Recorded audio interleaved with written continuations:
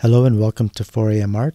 So follow along as we draw this dog from memory using a pencil.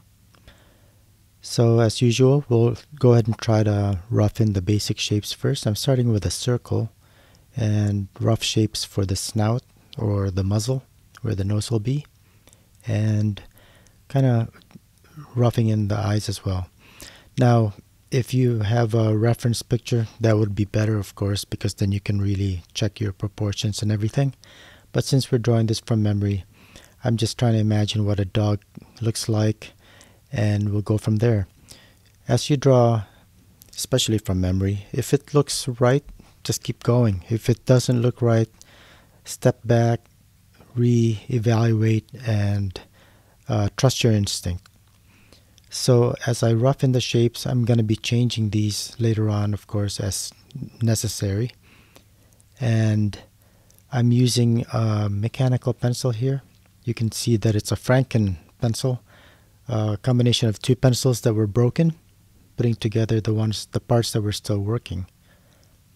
And I'm just using very light lines initially, because then I can always erase, although I try not to erase if at all possible.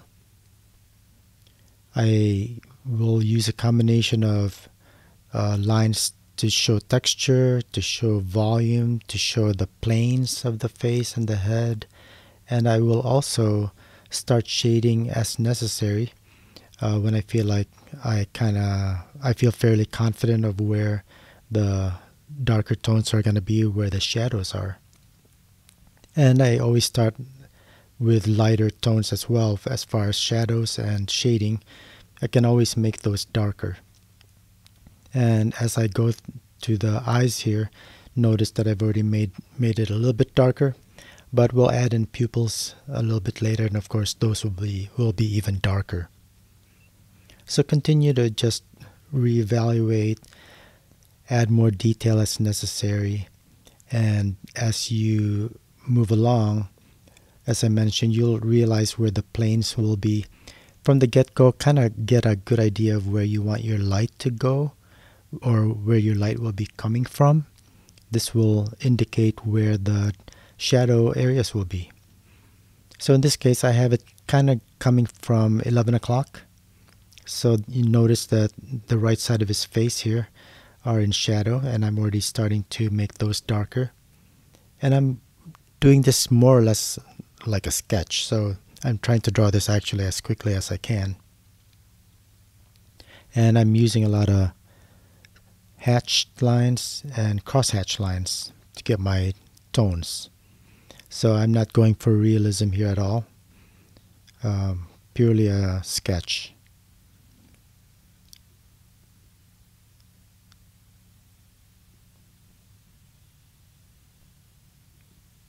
I'm fairly happy with the general shape at this point, so I'm starting to add more detail. And as you'll see later, I kind of like the graphic look, and so I'll be putting in some darker outlines and stuff. So I'm going to have this whole ear in shadow, make it darker. So I'm doing just very rough hatch lines here, cover a big area as quickly as I can.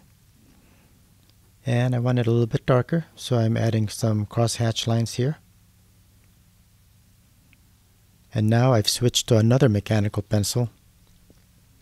As I mentioned in previous videos, I keep my black mechanical pencils loaded with 4B lead, which allows me to get the darker tones. You got to be careful with this lead though, because it's a lot softer than your normal HB or 2B lead. So if you push too hard, you're going to constantly be breaking lead, which I often find myself doing. So here I am putting in the pupils, making it a little bit darker, making the iris a little bit darker. And as I mentioned, the graphic kind of quality, I get that by putting in some significantly dark outlines for the whole thing. And this just adds a lot of contrast between the light of the lighter areas, the light color of the paper, and some of the darker tones, especially of this outline. I will add some darker areas as well, but the main focus here is to get a fairly dark outline.